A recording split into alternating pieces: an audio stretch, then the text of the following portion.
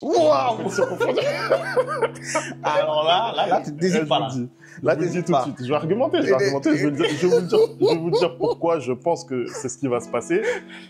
Salut les players, on se retrouve pour une nouvelle vidéo et aujourd'hui, on va vous donner nos 5 prédictions sur la saison 2024-2025 du PSG.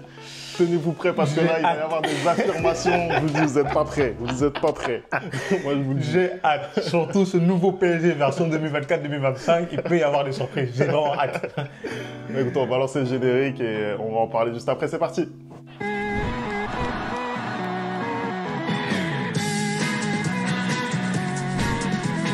Allez, on commence tout de suite cette vidéo. Vous d'ailleurs, n'hésitez pas à nous donner vos prédictions sur la saison, ce que vous pensez qui va se passer dans la saison qui s'annonce mouvementée du côté du PSG. Je précise d'ailleurs que Anderson ne connaît pas les prédictions que je vais lui donner tout de suite. Il va les découvrir en même temps que vous. Je vais les découvrir en même temps que vous. Je pense que je vais m'offusquer en même temps que vous. N'hésitez pas vous aussi à vous offusquer dans les commentaires. Vraiment, likez, commentez, partagez. Ça nous fait plaisir. Ça fait de l'engagement sur la chaîne. Ça nous aide aussi à développer la chaîne et à vous faire du contenu. Donc, n'hésitez pas à commenter et liker la vidéo. Et je vais mettre les pieds dans le plat tout de suite. Je vais pas perdre de temps. Allez, première prédiction. Au revoir. Première prédiction, je la donne tout de suite. Randal Kolo Muani va terminer la saison avec au moins 20 buts. Waouh! Alors là, tu n'hésites pas là. Là, tu n'hésites pas. Je vais argumenter, je vais vous dire pourquoi je pense que c'est ce qui va se passer. Déjà, pourquoi? tu sais ce qui est drôle, c'est qu'en préparant la vidéo, moi, je me suis dit, vas-y, je vais faire 5 faits aussi sur le PSG. Et ce que j'ai mis, c'est Randal Kolo Muani va mettre moins de 15 buts cette saison.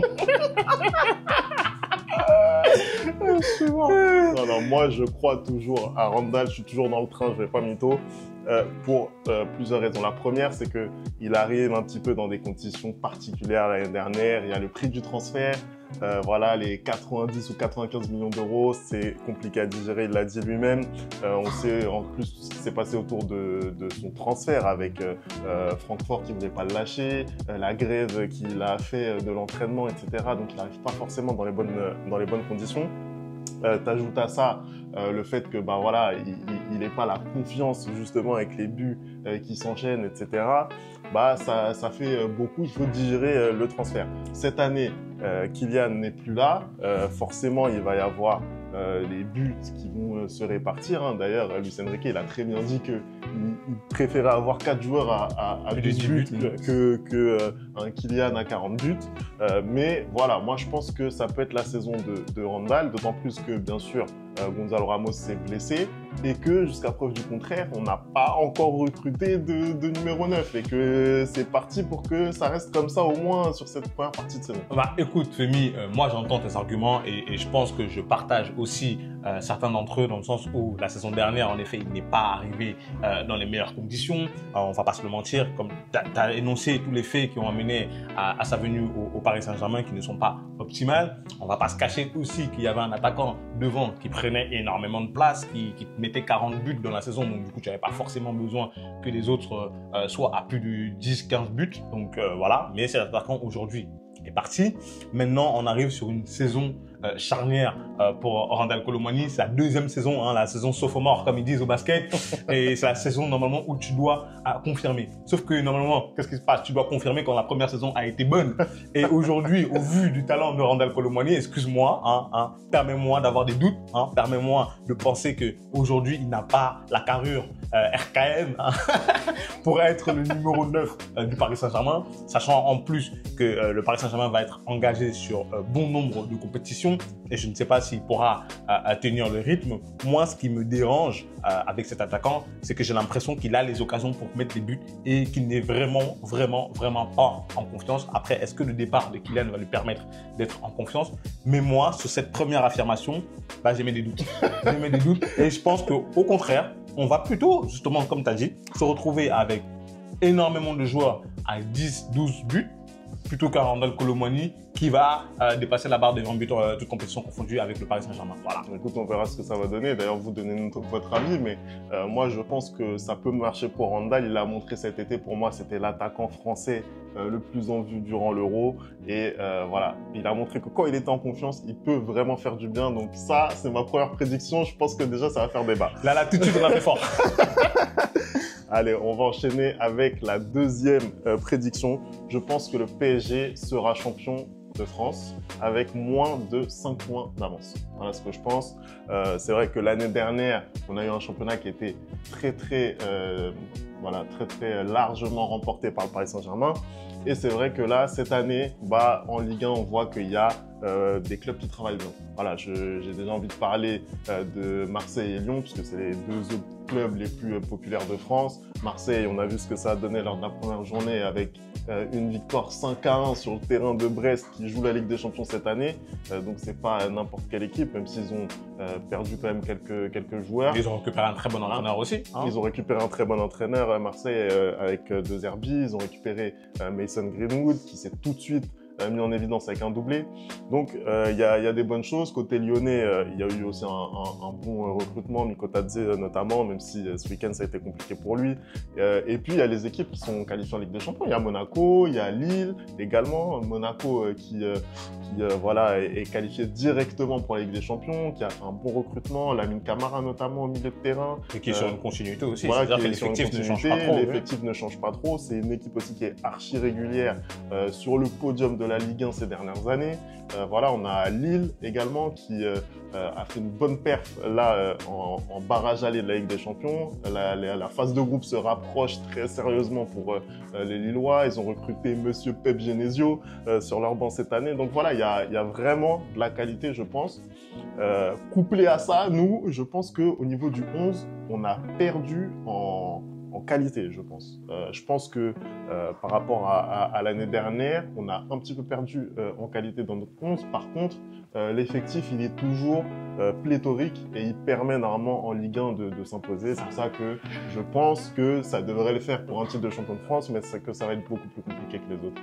Après, voilà, tu vas utiliser les gros mots, hein, pléthorique, tout ça. Moi, je pense que je vais aller dans ton sens pour cette affirmation-là. Je pense que la Ligue 1 va être très compliqué de gagner avec autant d'écart que les années précédentes. Mais toutefois, je pense que le Paris Saint-Germain a quand même les armes pour aller gagner cette Ligue 1. Tu l'as dit, tu as fait le résumé un peu des forces en présence. Je trouve que cette saison, le Paris Saint-Germain est beaucoup plus prenable que les saisons précédentes, mais à cause du fait que les autres équipes ont bien travaillé ce mercato-là, que ce soit Lyon, que ce soit Marseille, que ce soit Monaco, comme je l'ai dit, qui reste dans la continuité, je pense qu'ils vont poser énormément de problèmes au Paris Saint-Germain, surtout que le Paris Saint-Germain est en restructuration cette année vraiment pour le coup, avec un effectif qui va devoir apprendre à jouer ensemble. Donc du coup, je pense que tout ça fait en sorte qu'ils vont lâcher pas mal de points dans la saison, mais malgré tout, je les vois quand même au bout champion de France, soit avec moins de 5 points, je pense que c'est très juste. Donc cette prédiction, je suis totalement d'accord avec toi.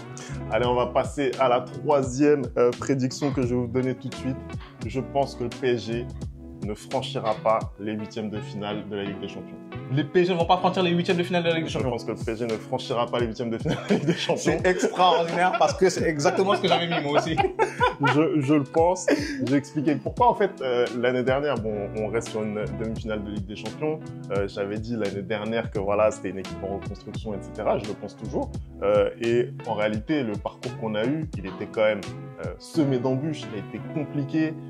On a terminé notre parcours en Ligue des Champions avec 5 défaites. 5 défaites sur 12 matchs. Quand tu vois que le vainqueur a perdu du tout. C'est incroyable.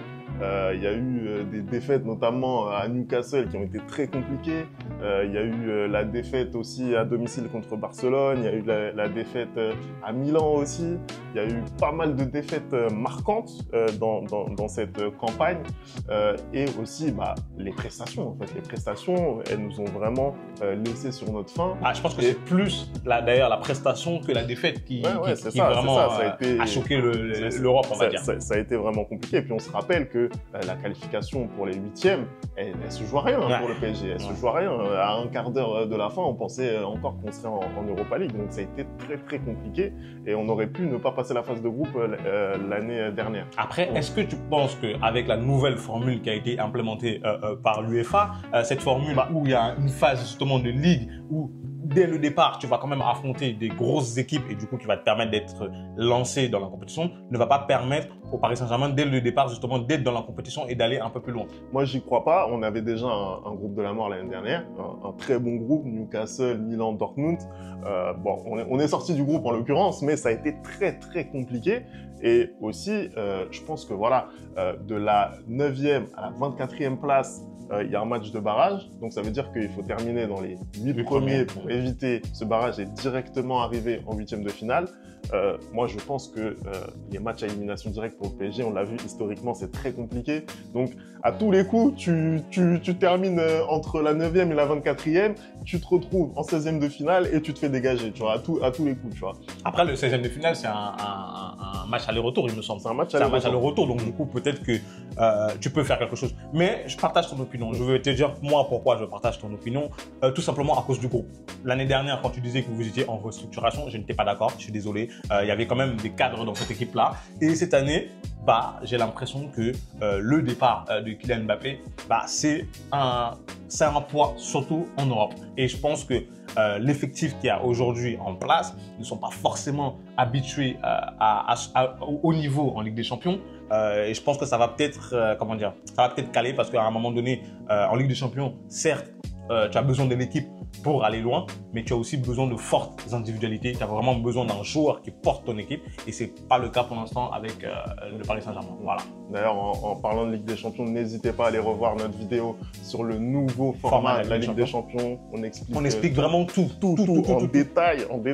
Et donnez-nous votre avis sur ça, sur le parcours du PSG en Ligue des Champions, parce que je pense que vraiment, on va pas être d'accord. Je pense que la demi-finale, elle trompe un peu pas mal de personnes. Donc, donnez-nous votre avis. Et on va passer tout de suite à la 4e prédiction. Je la donne tout de suite. C'est Warren Zaïre-Emery qui va perdre sa place de titulaire en fin de saison. Moi, je pense pas que ce soit une prédiction. Là, tu vois, la première prédiction, tu t'es mouillé. La première prédiction, tu t'es mouillé. Là, la 4e prédiction, tu te mouilles pas. Parce que tu me dis, Warren Zaïre-Emery va perdre sa place. Quand je vois un milieu de terrain avec João, Paulinho, quand je vois un milieu de terrain avec João Neves, excusez-moi. Quand je vois un milieu de terrain avec Fabien Ruiz qui sort d'un Euro sensationnel. Quand je vois un milieu de terrain avec Vitinha, qui pour moi sera le patron de ce milieu de terrain. Mais où va jouer Warren? En fait, je pense que, voilà, déjà, Warren, c'est quand même quelqu'un qui a un statut maintenant. C'est pas comme l'année dernière. C'est-à-dire que là, aujourd'hui, il est international français. Il a joué toute la saison avec le PSG. Il a aussi ce statut de Titi, de joueur français. Donc, c'est très, très important. T'es obligé de compter avec lui. Oui, mais je pense... T'es obligé de compter avec lui en tant que joker de luxe. Non, en fait, pour moi, je pense que ce sont plutôt ses prestations au fur et à mesure qui vont faire que il va perdre sa place. Je pense pas qu'en début de saison, il sera pas titulaire. Je pense aujourd'hui, dans l'esprit de Luis Enrique, Warren Zaïre-Emery, c'est un titulaire. Il est devant qui dans la hiérarchie du coup? Aujourd'hui, là tout de suite. En fait, pour moi... Ton milieu, c'est quoi? Moi, en fait, Vitinha, c'est le seul indiscutable. Oui. Tous les autres... Et tout le reste, pour toi, c'est... Tous les autres, pour moi, ils sont plus ou moins sur la même ligne. Et, moi, je pense pas que tu recrutes João Neves à 60 millions... 60 millions bonus compris pour le mettre sur le banc. Voilà. Moi, je pense pas. Non, moi, je pense que...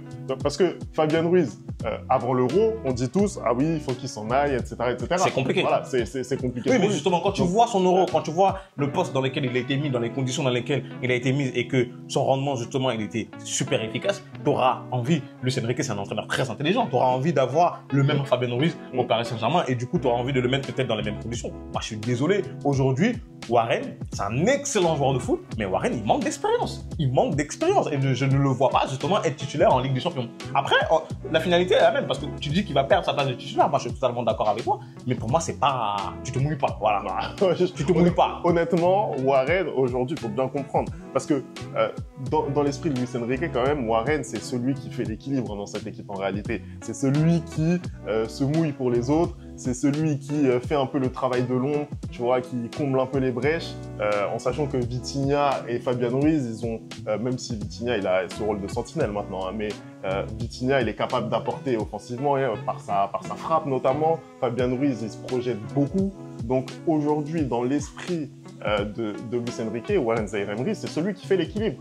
Et João Neves aussi, d'ailleurs, on a vu son utilisation contre le Havre qui était plutôt porté sur l'offensive et notamment sur le côté gauche. Bah, en fait, on se dit, dans l'esprit de Luis Enrique, Warren, c'est le seul profil justement qui peut t'apporter cet équilibre. Donc, pour moi, il a sa carte à jouer. Il a sa carte à jouer. Après, je pense, pour les raisons que tu as évoquées, notamment son manque d'expérience, que au fur et à mesure de la saison, ça va être très compliqué. Peut-être que les qualités techniques des autres joueurs qui sont présents vont lui permettre en tout cas, ne vont pas lui permettre de rester titulaire.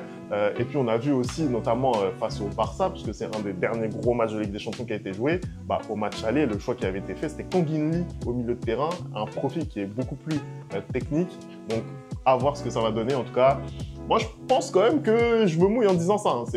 C'est pas gagné, mais voilà. Moi, je pense que tu te mouilles pas trop. Voilà. Donnez-nous votre avis dans les commentaires. Moi, je pense que Femi, là, sur la 4e position, il se mouille pas vraiment. Voilà. Allez, je vais vous donner maintenant la dernière prédiction. Je pense que le PSG va encore nous claquer un triplé sur la scène nationale. Voilà. Ah, là, tu me le voles. Là, tu me le voles. Là, tu me le voles totalement parce que je l'avais mis aussi.